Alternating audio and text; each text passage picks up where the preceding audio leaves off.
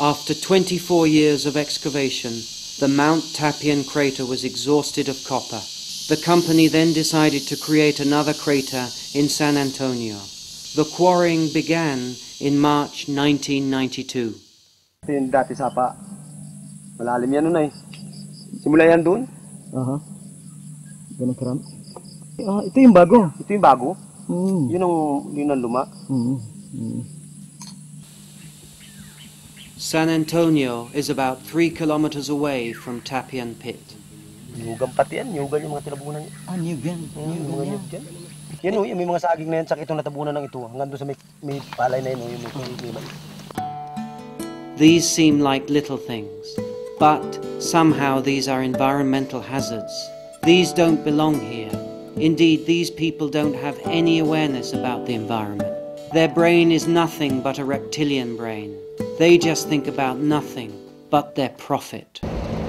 The next day, the objective was the crater on Mount Tapian.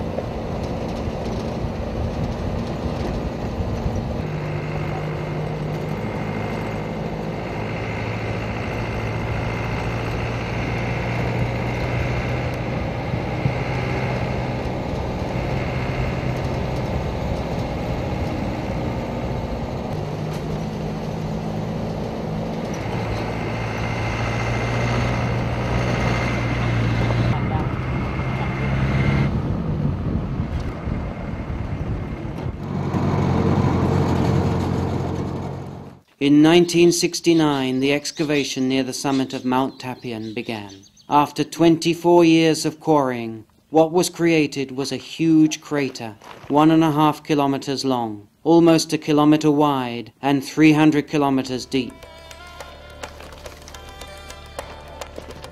In the later years of their excavation, the surging of underground water seeped into the pit.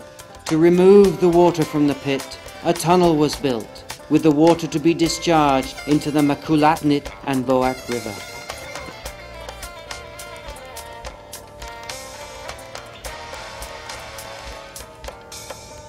The rock's formation and its colors fascinate me. After having a closer look, I continue to the milling complex adjacent to the crater.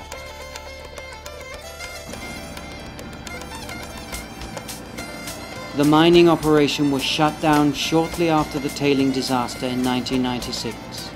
But even now, security guards patrol the premises, and photography and filming are strictly prohibited. And so I conceal my equipment and shoot as we drive by.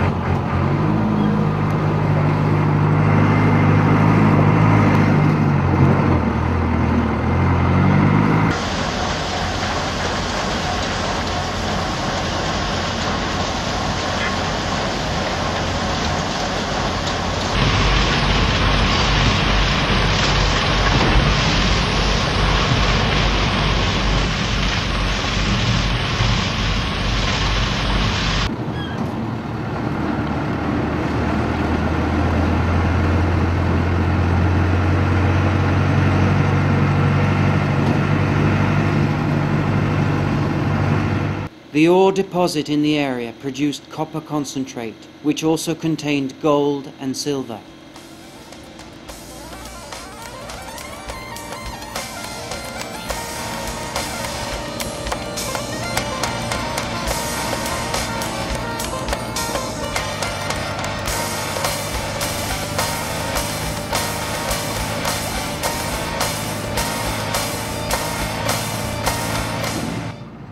Since they were no longer allowed to dump the mine waste into Calancan Bay, the mine waste from San Antonio Pit was to be dumped into the old Tapian Pit. It seemed like a good plan at the time. In almost 4 years, more than 24 million tons of tailings were dumped into Tapian Pit. But before dumping the 1,000,000 tons of tailings, they did not reinforce the pit, and the tunnel underneath the mountain was badly sealed. Doon sa malapit sa portal, doon sa labasan, 92 meters paloob ay naglagay kami ng konkreto. And then, papasukan ng tubig doon sa tunnel ay binlast yun, o pinasabog yun para sumara. Since the structure was fragile, the dynamite blasting weakened the structure, which eventually gave in to the pressure. On August the 25th, 1995, they discovered there was a leakage around the portal of the tunnel. And possibly, doon sa process ng paglabas ng tubig, maaaring lumaki yung lusutan na yun. Kaya lumaki ang daloy ng tubig palabas doon sa tunnel na yan. Ang rekomendasyon ng specialist namin, magbutas ng borehole para ma-intersect yung tunnel at doon mag-i-inject ng concrete pa. Sabi nga naman, it's possible na mga 3,000 cubic meters of concrete maaaring ganun ang kailanganin para maisara ang tunnel.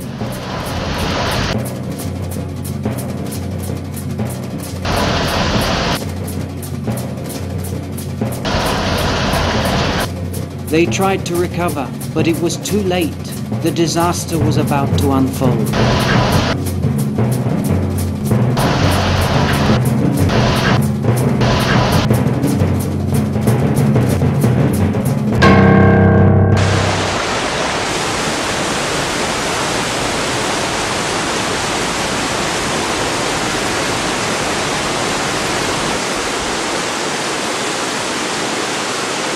March the 24th, 1996. The drainage tunnel of Tapian Pit burst. 5 days' mine tailings flowed into the river at a rate of 5 cubic meters a second. It is estimated that between 3 to 4 million tons of metal enriched with acid-generating tailings flowed into the 26-kilometer river, covering everything in its path.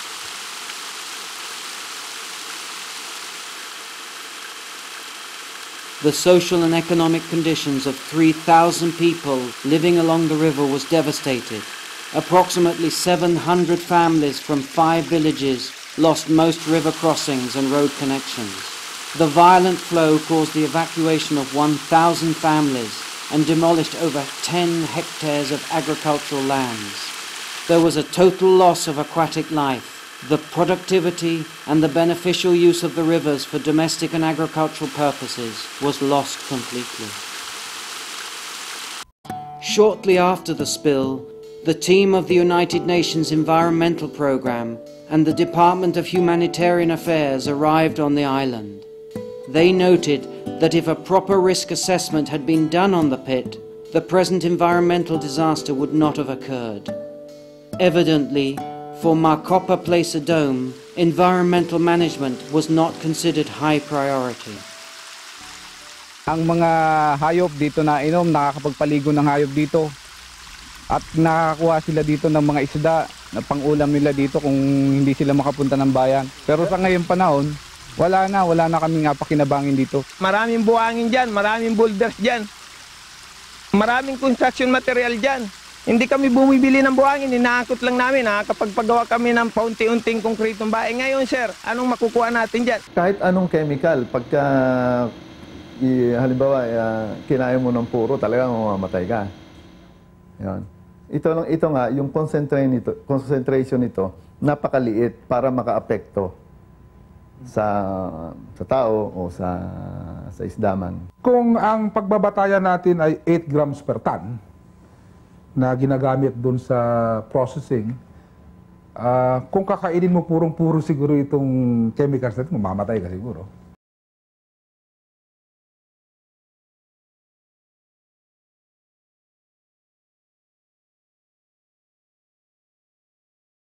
Tapos nung gabi, bago nung kinabos ang maga, nagsuka na siya nung Bernis sa mga hapon na yun. Ako tuloy at suka, ayak ang laway. Bago nagkilig na. Siyang mabuti ang katawan. Nilagnat na siya, bago nagkilig. Hindi na siya makakilala.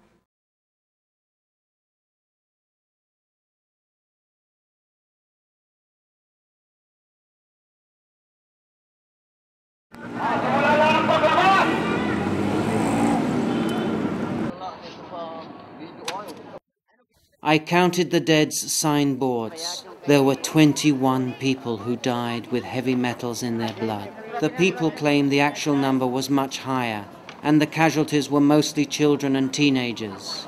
Some of the people were not able to join the demonstration due to a lack of transportation or being away from the island. Nagsimula siya magkasakit siya ay grade 3 o grade 4. Namayat siya. Tapos, walang ganang kumain. Ganon ang ganon, di hanggang sa ipinagamot ko na. Nung dumating yung grade 6, nagsimula na siyang magsasakit ang ulo. Malakad-lakad ng malayo-layo. Nahingal siya. Ay nung first year na, at ayaw ko sana papasukin at pagpipahinga ko sana. Palagi nahuhuli sa kanilang leksyon at napahinga sa daan. Ay di nga ni mga 3 linggo lang doon sa yun sa high school siya, first year high school. Noon namatay na. Pero ngayon, pag pinakalbong muli natin yan lahat, wala lang matitira.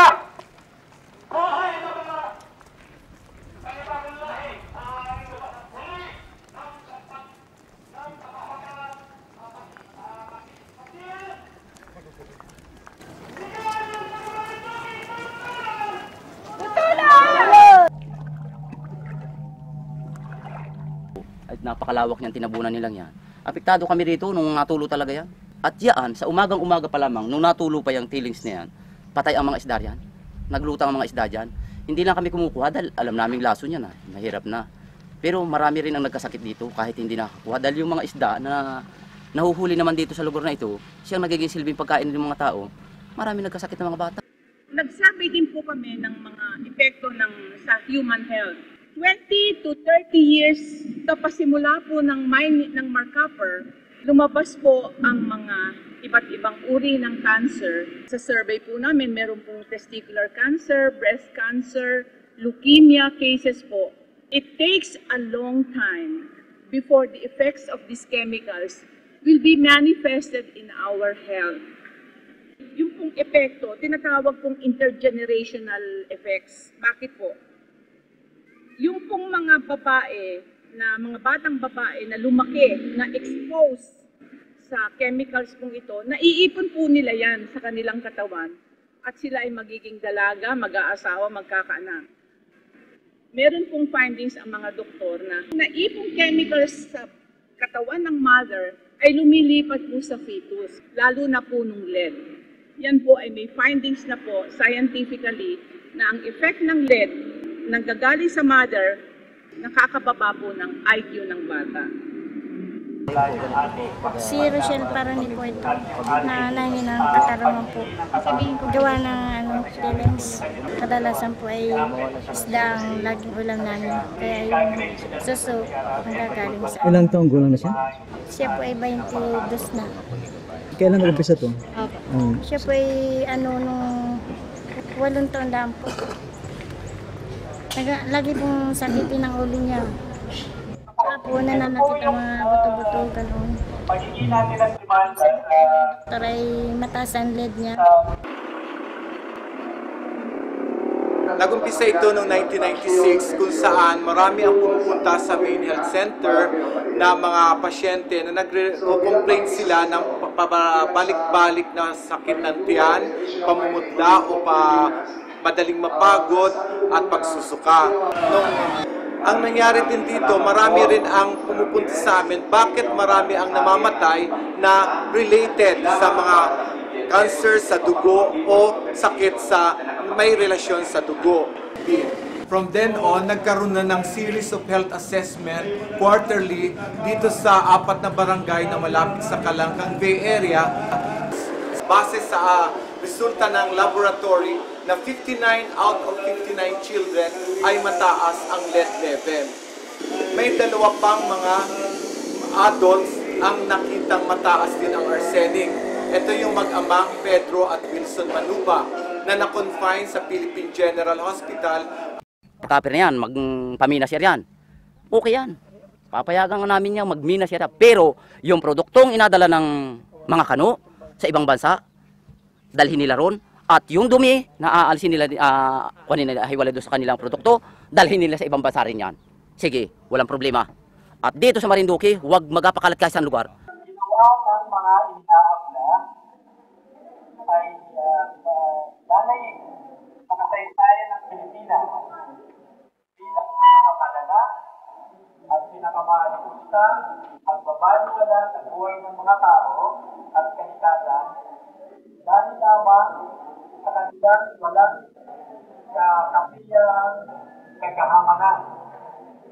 Alam nila kung ano ang kanilang mga kinilos, alam nila ang mga laso na kanilang tinapon, ngunit hinayaan lang nila na mangyari ito. Ang masama pa rito, mas pinabuti nila na pagkakitaan ang nangyari sa buwan at itago ito doon sa mga taong nangangailangan ng kabayaran sa mga pinsalang kanilang sinulot. Ang mga ginawa nilang ito ay hindi dapat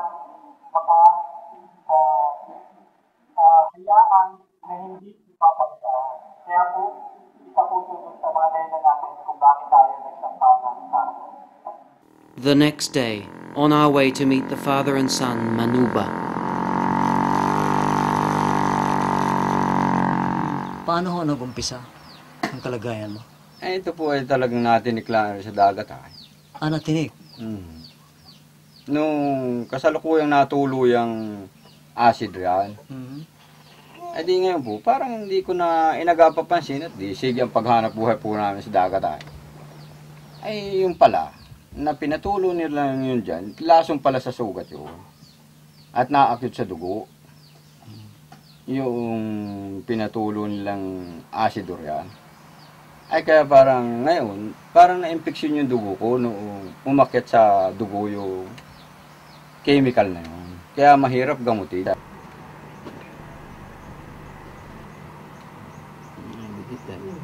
Tumidikit ho.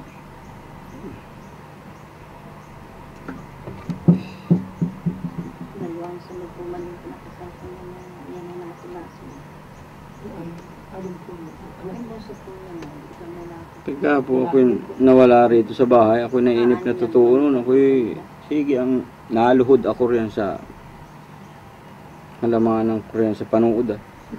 Okay. Pagka naman nasa bahay lang. Tsaka di ako hinahina ang katawan. Pag hindi man lang pawis-pawisi.